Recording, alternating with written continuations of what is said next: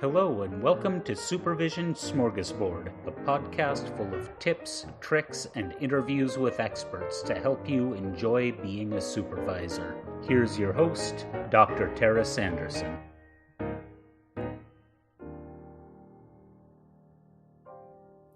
Welcome back, everybody. I'm so glad that you're here. I cannot wait to have this conversation today.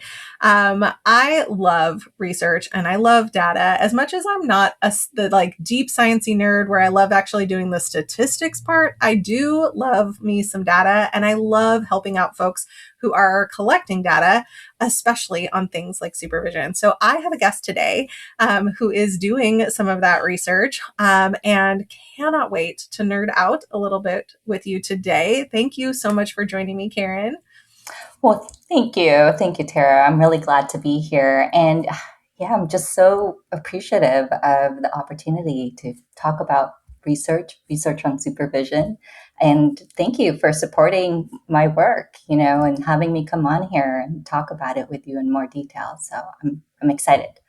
Absolutely. Yes. So Karen Neary has a lot of initials after her name. I am just going to list them off for you because I was telling her at the very beginning, I am so impressed. Her initials after her name are JD, MA, LPC, LMFT, and she is a 1.5 generation Filipina American integrative relational therapist who supports and promotes mental health, relational justice, and equity. She is in her own private practice and provides therapy to adult BIPOC individuals and partners and families with intersecting identities, especially those in inter-ethnoracial and multicultural relationships. She's also an adjunct faculty member and a clinical supervisor, as well as a doctoral researcher in couple and family therapy at Antioch University, New England. Formerly, she practiced family law and remains engaged with the therapy and legal communities through educational presentations, workshops, and group facilitation, and is doing this dissertation research right now, which we are going to talk about today, and I'm so excited. We always start one of our episodes with a random question. So today's random question is, what's one of your goals in the next 5 years? Oh,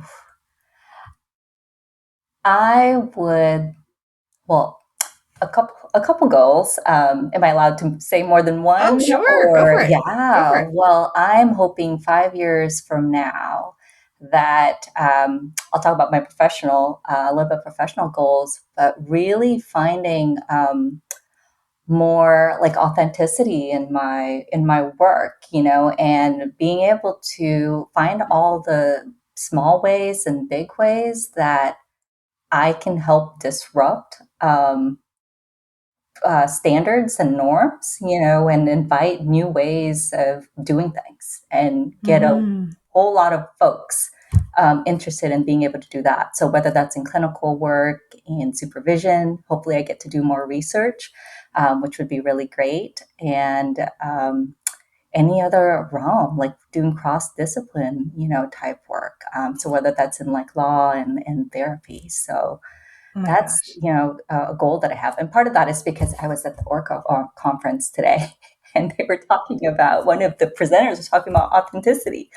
So what does that actually look like, in our practice? And, what are all the learned ways of being that we've just ingested and digested that will actually really benefit us to challenge and unlearn and relearn something different. I love that. Yeah. I love that. And I think that's a really cool one because you can be very broad in its application, but then you can be really, really specific too, like sitting down at the beginning of the year and saying, okay, what do I want to disrupt this year? What is something that has rubbed me the wrong way my whole career that I am ready to disrupt this year? And by the end of the year, what I want to see is this, right? And this element of me being more authentic in this way, or me changing something in this way, or having done the research to learn more about it in this way. Yeah. I recently went to a training where they were talking about the history of each of our different professional domains, right? Like the psychologist domain and the LMFT domain, and specifically how the LMFT domain is kind of the baby of our little family, right? And right, and social workers have their own little piece of this puzzle, and how each of them came into being And I sat there in this training, one of the best trainings I've been to in a while. And I sat there in that training and thought to myself, I have never once considered our history, like as to how did LPCs come about? And the way that this training was talking was like LPCs came out of World War II when everybody was unemployed and needing to find employment. And so LPCs grew out of this space of very strengths-based, trying to get you back into work, trying to get you focused on like, what are you good at and where would you fit in society?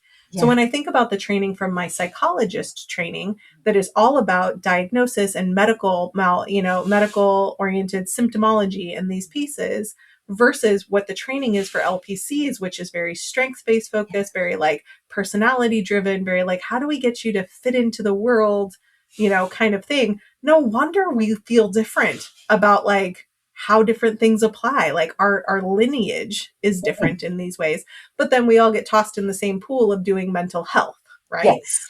Yes. So like this history piece is so interesting to me. And then being able to say, do we need to stay stuck in those roots? What in here can now be crossover? Like, are there things that are beneficial for them to stay in whatever capacity? Like, I never want to prescribe. Like, I really hope that doesn't come down as something that psychologists are now expected to do, because that is not my big strength area in understanding medications.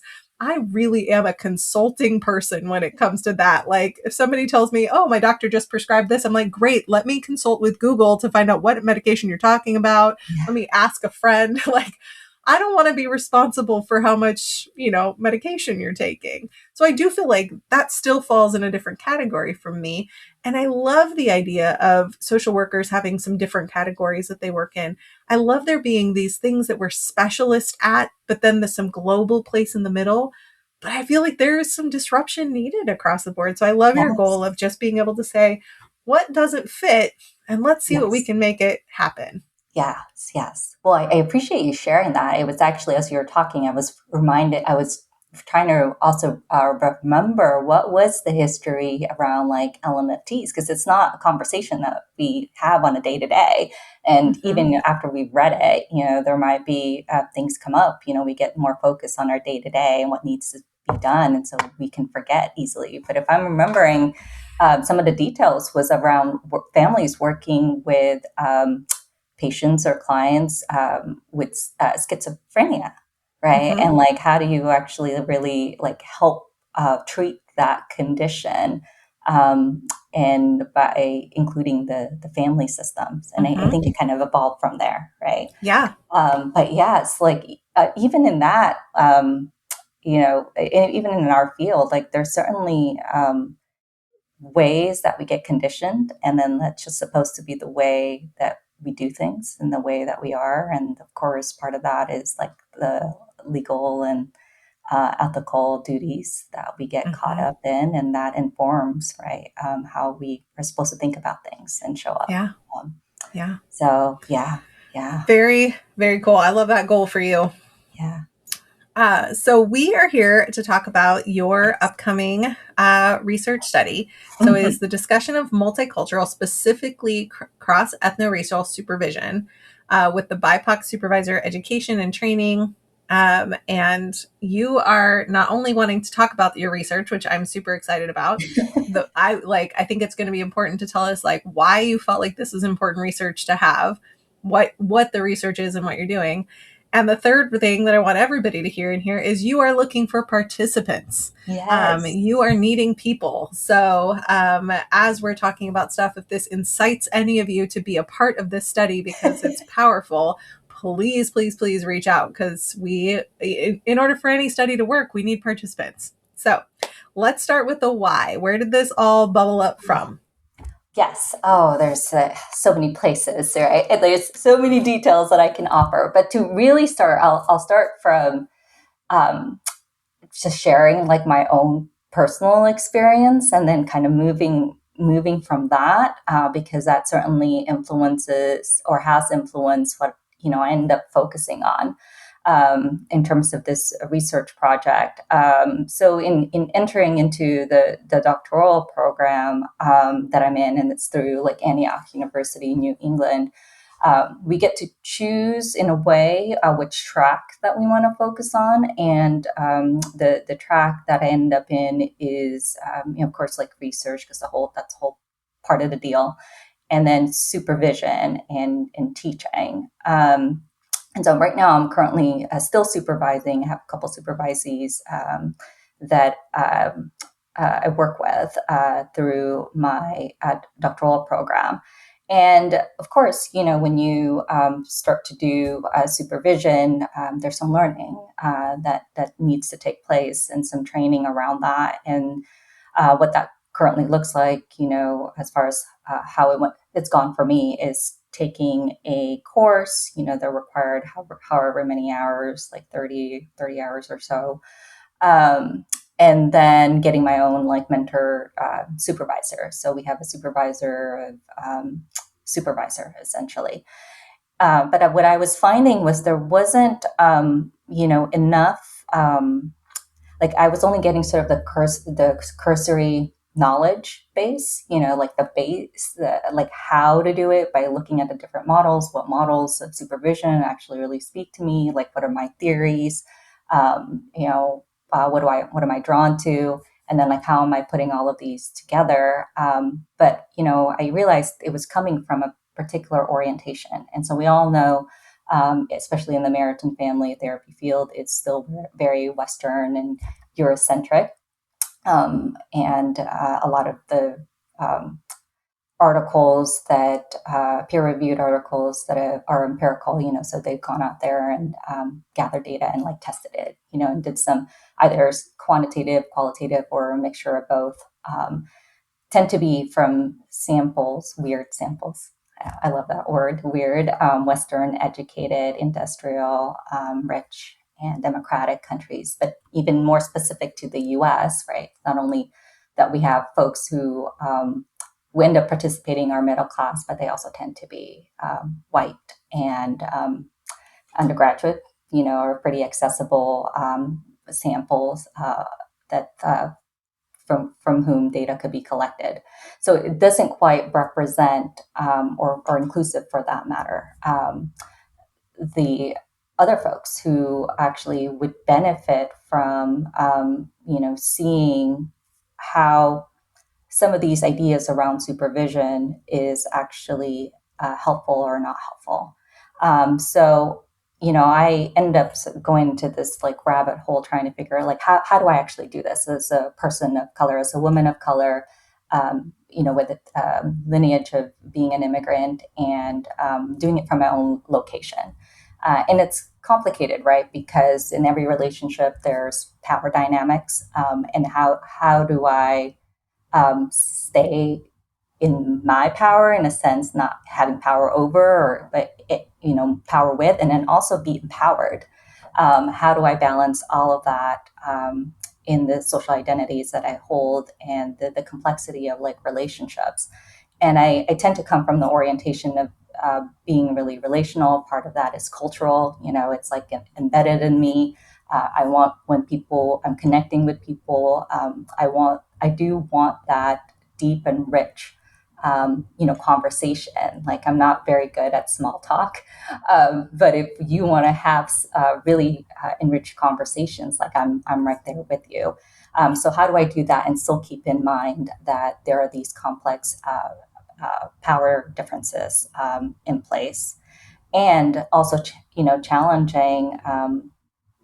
Being conscious of and challenging biases and judgments that we all hold, being able to speak to our own privilege and our experience of marginalization, and if we're really looking at it intersectionally, there's a way in which we can probably identify in different aspects of our life at both ends, right? And because we've all been socialized sort of in the same, water and systems of oppression and also systems of privilege, there's going to be aspects of that we sort of have taken in and carried with us, whether that's in the therapy room and supervision.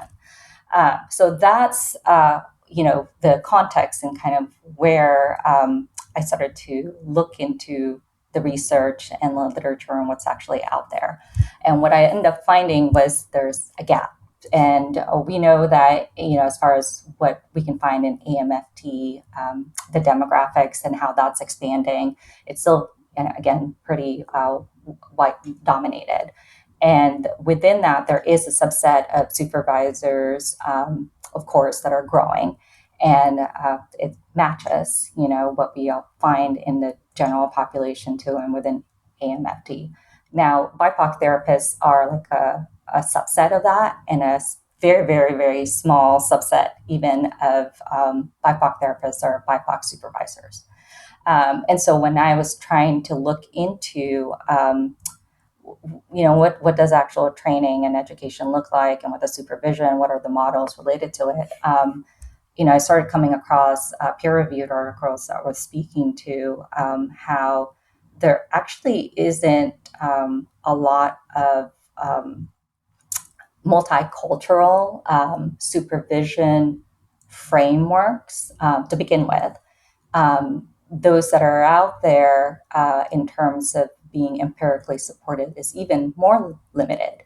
And then you take into account cross-ethnoracial supervision. So that's working across, ethnic, racial, and cultural relationships, right?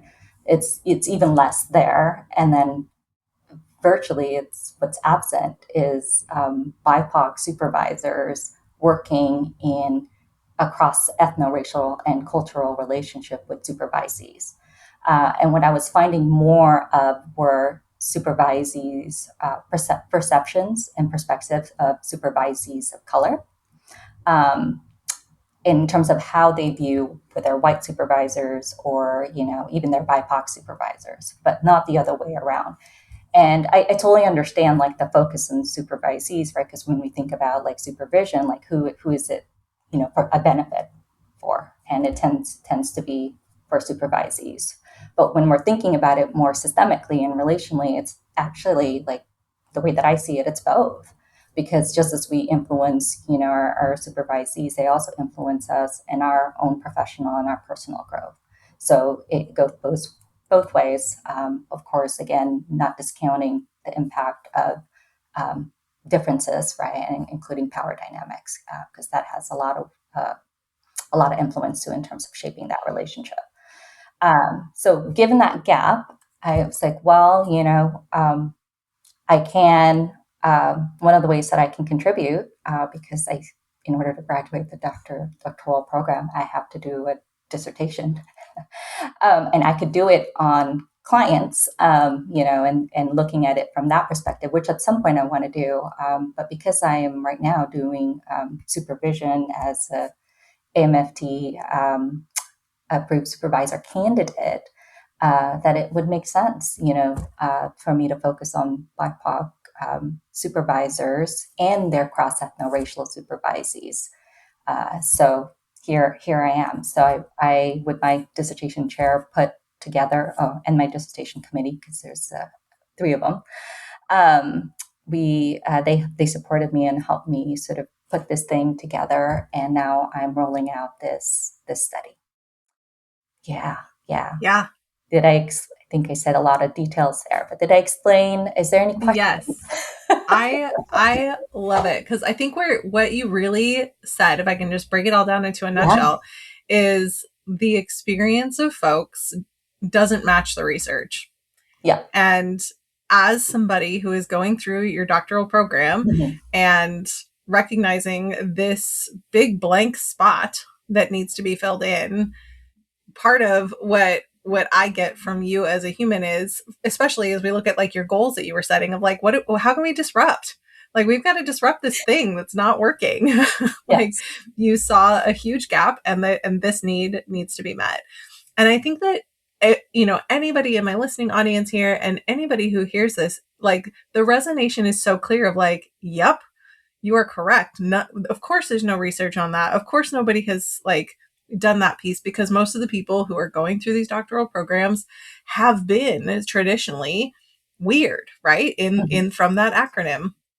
And we are doing a lot to try and expand access and do these pieces and create more opportunity and avenue which means we've got to do more research. We've got to do more pieces. And the piece that I think is, our part of the work as professionals who are out here doing the work, that we can also be disruptors, is to participate in these research studies. Even though they take time, even though they take energy, even though there's no compensation for this part of the process, the compensation that we're getting is that our work in 10 years is going to be so much better, because we've got these evidence-based methods that are going to be impacting the next generation of people who are coming through, that we are bettering the work for the next people. We're bettering the work for the next, element that's coming through. And it's worth our time to be a part of that work. The reason that so much of our studies have been done on undergrads is because they feel like they're a captive audience. And they kind of are, right? Mhm. But the research that really needs to be done is not on a captive audience. Like, we need the real life research that's happening out here in the world, in the good stuff that so many of our supervisors are doing. Yes. But we have to participate. Right? Yes, and I know it's difficult. One of the things that going through the dissertation process, and hopefully this is helpful for folks who are thinking about going through a PhD program, and subjecting themselves, to the studies and more learning. Is that professionals just tend to, when you're trying to collect data from professionals, especially therapists, it's harder because there's so many variables or so many factors, right? Folks are busy. There's a lot on their plate. They're juggling multiple things, and it's not just their professional life, it's their personal life. And then you add on top of that also, research in how we know traditionally, like research in terms of, doing quantitative work or even like qualitative. I would be remiss in like this in not naming that it's this Western like frame and Eurocentric frame also feeds into that. And so there's been a lot of historically mistrust in just the research and the institutions to sort of facilitate these research. So I also understand that there could be groups of folks who also hold marginalized identity who might not necessarily relate to like this research is for them, and I also want to speak to that because I think that can come up for folks as well. And I totally get that. There are ways in which just even not just the academic institutions, or even like how do we do research that might not necessarily be built, for people who are on the margins, right? Who don't fit the traditional mold. And then at the same time, I also, speaking of like disrupting, I also think that's really important for us to find ways that we can disrupt the system inside and out. And so this is like one of the ways that we can do that. We can have more representation so that when, especially in these constructs, the constructs that I'm looking at in terms of this research, which is cultural humility, ethnocultural empathy or cultural empathy, as well as the Supervisory Working Alliance, and then the ethno-racial identity development of BIPOC supervisors, right? So all of those pieces, having some tangible like information of like what is the relationship and the interdependence between all of those constructs can really help, as the way that I see it, can really help us BIPOC supervisors and also who are training, BIPOC therapists to be supervisors, the next generation of supervisors, be able to think about how they want to engage in the work because there's something tangible that backs it up. So we're not having to just rely on like what's out there or find it on our own. Right? There's actually literature that we can sort of build on, and that's what I'm, hoping that I'd be able to do with this sort of study, like start to have something that folks can start to build on, just as I'm through this work building on other people's work. Yeah. Really building, foundation after foundation, right? Like this is how we create something new. is, this one person throws this idea out there, and then you get to build on top of that, and then somebody comes along behind you and says, okay, this is a good piece, but like, what if we add?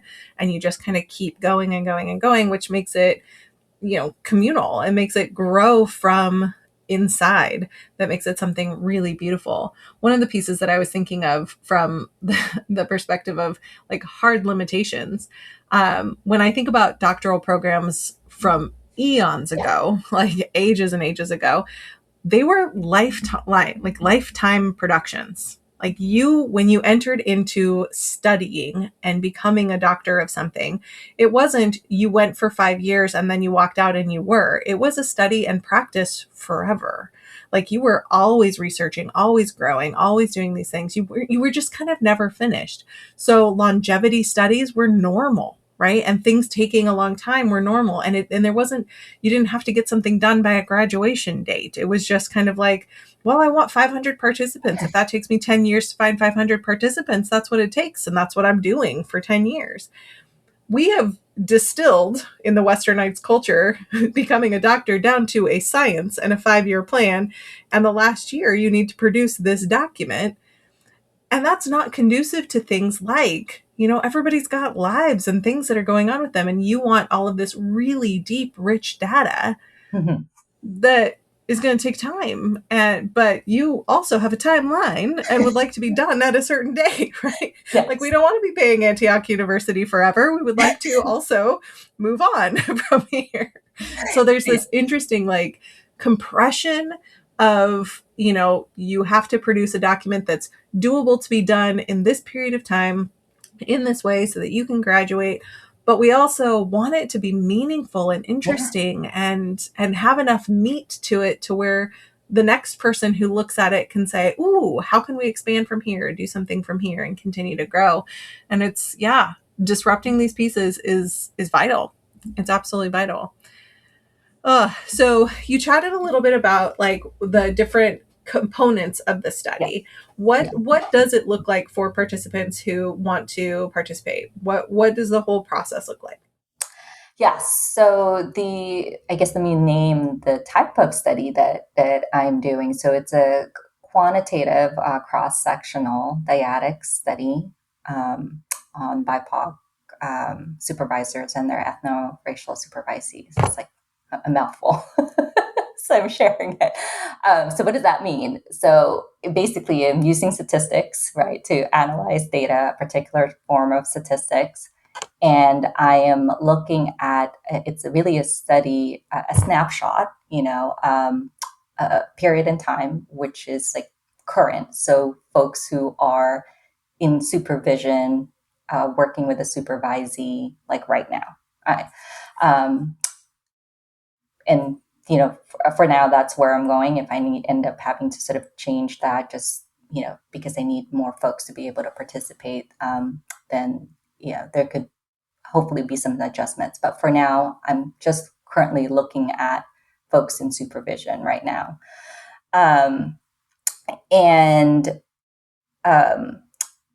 So let me define cross-ethnoracial supervisees, because I think it can create some confusion. And so I'm really looking at that across relationship differences, so as long as the supervisor identifies as Black, Indigenous, as person of color, they, fit the criteria.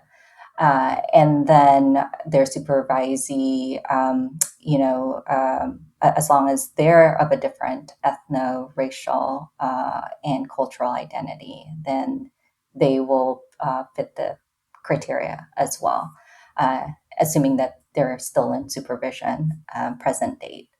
Now, the other piece also that I'll share related to that is they have to do some type of relational work. And so even though I'm in this research, I am really looking at the marriage and family therapy field. I'm defining that more broadly because you don't have the designation of marriage and family therapy or couple and family therapy doesn't mean that you're not doing relational work. And that's really what the spirit, at least to me, the spirit of the field is. So if you're doing couples work, family work, group work, then, you're doing some relational aspect. And as long as that's in clinical supervision, there's a client, or if you refer to your client as a patient or a co-collaborator, there's a different term that you might use, then, that'll work. Now,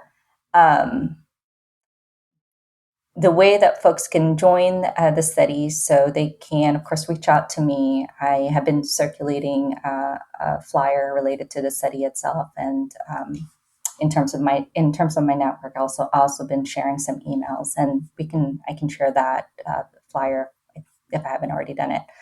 And people can just log into. There's a link. I'm using SurveyMonkey as a way to collect the data. And supervisors and supervisees will access the same link. They'll be prompted. Of course, there'll be some in terms of consent that they'll just have to read through and make sure that they agree. And that they've had, presumably before they actually opened it up, they've had the chance to talk to each other, that they want to be the pair, right? And to do the study together. And when they access then the link, read through the terms of consent, agree to it, then they'll be prompted to respond based on their supervisory role. So whether it's a BIPOC supervisor or as a cross-ethnoracial supervisee. And then from then, they just answer the rest of the questions. There is also a drawing. So I am offering a $25 gift card for folks who end up completing the survey. And they have the option to select if they want to use their email for that drawing. I would additionally, I want to point out that it's really important for folks to be okay with sharing their emails, because that's the way that I link the partners. And that's really, really helpful for me, because otherwise I won't be able to do the dyadic analysis. And, I spoke to earlier about interdependence. And so the unique thing, and this is the other area that's a gap in the research literature, is really being able to see and using a statistical analysis, right? How does the BIPOC supervisors as a whole, in terms of their perception of themselves, affect then the supervisory working alliance with their supervisees? And then also how their perception as well, impact their supervisees' perception of their supervisee's perception of the supervisory working alliance. And so it's from their perspective as an actor, and then their partner's perspective. And then the reverse is also what I'm looking at. So from the supervisee's perspective, their own perception, and then how that impacts their BIPOC supervisor as the partner, and also their own. So I'm looking at it in that cross relational way too. So it says, as far as systemic goes, I really tried to design the study as close to I can get it in a reasonably feasible way, in that systemic way. So I hope that was clear, and I can provide some pieces that weren't. Yeah, no, I think that is super helpful. And I think that I'm just envisioning reading the results, right? The article afterwards, and how powerful is it going to be to see that dyadic space, right? Where we're able to see this view, what are we getting from this, and be able to see what we're teasing out from those experiences. Because I do think you're right, in the world of supervision, when I read the research, it's either on this is what the supervisor feels about something, or this is what the supervisee feels about something. I'm remembering one very specific one during COVID. It came out just after COVID, where they were talking about how the transition to virtual supervision was. And the whole article was just based off of, some research, and not in a bad way, but just it was based off of some research of some opinions of supervisees of how it was dealing with a supervisor who was doing stuff virtually. And some of the top things that they hated about it was that they could tell their supervisor was multitasking, right? during their supervision. They didn't feel like they were paying as much attention to them in that way. And I laughed because I thought, you know how many times I've looked at my supervisee and known they were multitasking in this moment too? Like they were writing their notes while we were talking. They weren't paying attention to what all of my beautiful wisdom that I was giving to them. And I had thought to myself in that article, like, I wished that both parties had participated because I wished that they had both been able to say that piece. Yes. And then look at each other and be like, oh, we're both doing this. Yes. Like maybe we need to just shut the windows and be present or whatever is needed. I know that like with my supervisees, I always tell them like, I'm not multitasking. I'm doing concurrent notes. I'm writing our notes together. Like this is not me just like answering emails right now. But if it bothers you, tell me because I don't have to do concurrent documentation. Mm-hmm. Now I did concurrent documentation while they were in the room too. Yeah. So like this wasn't new news, but the energy is different when you're virtual versus being in person. So when I was, taking my little notes with my iPad and my pencil, there's such a different feel of us in between than when you can see me tittery typing, and all the things on a Zoom call, right? So I love this idea of reading this research in the future and knowing that like we're getting both sides of this conversation and being able to really extrapolate the good stuff from that data. Yes. I totally agree with that.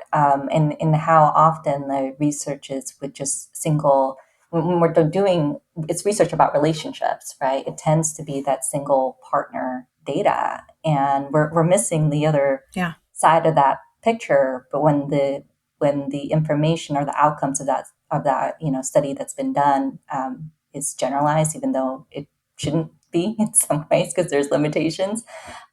We don't talk about that. Oh, there's actually a different perspective here that hasn't been taken into account yet. It's from their perception and from based on that perception, like the correlations, associations, right?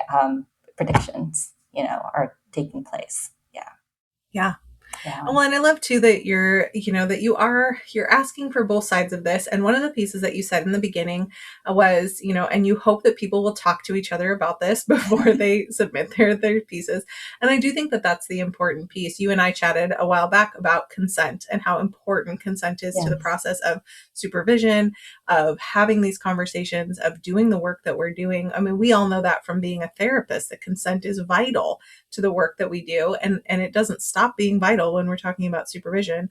And it definitely doesn't stop when we're talking about research. So I would encourage any supervisor who's listening to this, have conversations with your supervisees about how this would impact your relationship. Talk about whether or not you each feel comfortable with this. Look into it. Contact Karen and ask any questions that you have before participating. But consider participating because this research is phenomenal in being able to help us move things forward and start building some new understanding of how we interact with each other and engage in that way. Yeah. Is there anything else about the research that you feel like would be important for people to know before we wrap up our time together? Yes. And just taking a moment here, and that went by also really quickly. And that's just chatting about this research study. I would just share, like, if folks like have questions, to not be shy in reaching out to me, or second guess themselves, or even if I know time is short, and so I'm really respectful of like people's time, and I understand that. But I think even just reaching out, connecting with me, like I'm happy to provide that information as well. And I do agree. I think that this having a conversation, there is a way, even when we're encouraging.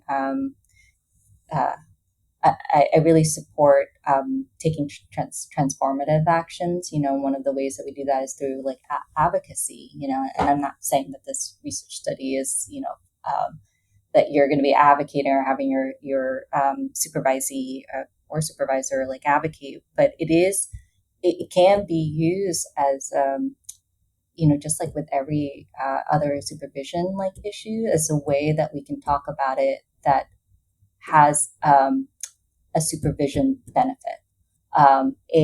Just like things that we can bring in therapy, right? It can have a therapeutic value to it, because what it can open up, if both are willing and open, I guess, to bringing that in, is they can really start to talk about their relationship and the power dynamic that's present there. Because if you think about it from a BIPOC supervisor, and depending on the setting that they're in, there might be some blocks and some barriers, but they might want to contribute to the study, but them even asking their supervisees might feel like they're imposing in some ways. But being able to broach that and have those conversations, right? Like that, those are the very same skills that we need to be able to do to broach other difficult topics as well. Mm-hmm. And I think that there's some value to that, and that's important too. And vice versa, right? For the supervisee to be able to voice something that they want to do to the extent that the study speaks to them, be able to like bring it up and talk about the power differences with their supervisor, and what would that mean, both for them and their relationship, to want to pursue something, and take the conversation from there. So those are some of the elements that are coming up for me. So not so much just using this as like a checklist, but I think it can also be a meaningful platform to have those real conversations. Well, and I love that, because one of the things that comes up on this podcast a lot is like, what are the tangible takeaways from our time together? And the thing that I would, I had immediately thought of like, well, this is just going to be kind of one long commercial for like, please participate in this research study. For you, as that piece of it, but you really gave me a perfect tangible takeaway for the fact that like, everything that we do as supervisors has teachable moments in them. And even something like this, where it's like, oh, I'm feeling some of my own internal resistance to wanting to ask my supervisee to participate in this study that could be beneficial.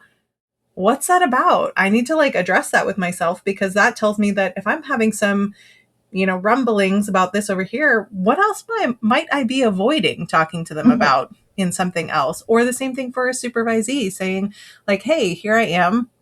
I know that I'm in this cross-ethno relationship with this supervisor. I want to participate in the study. I want to see what I can do to help make a difference in this. But now there's this power differential of like, can I ask my already busy supervisor to do a thing for me? Well, another great opportunity to lean in and say, wait, what else am I avoiding telling them because I'm afraid it'll worry them or bother them? This is such a great area to practice a skill on, even if it's whether or not it's in your camp, whether or not it's whatever. This is the takeaway today, is practice these skills on things, because there are layers in which this could show up in any part of your relationship ongoing, because there are power issues across the board. There are elements of what is appropriate or what's not appropriate, and we need to be wrestling with those all the time. So what a great opportunity to practice that skill. Well, we will have all of your information in the show notes, and it'll go out to everybody. I would just encourage, if you don't feel like you qualify for this study because you don't feel like you are the right demographic or whatever, my request would be that you just forward this on to the other supervisors that you know, and let's just keep getting the information out there further and further so that it gets to the right folks who can participate in this study and start to build the research that is going to help us disrupt the dynamics that are in our supervision kind of cycle right now, and start building the foundations for change. Yeah. Thank you so much for coming on here today, Karen. It was so lovely to hang out with you, and we will see you all next time. Yes. Thank you. This has been Supervision Smorgasbord with Dr. Tara Sanderson. Please like and subscribe on your favorite podcast app. You can find us at drtarasanderson.com/podcast and on all social media at Dr. Tara Sanderson. Thank you, and we will see you next time.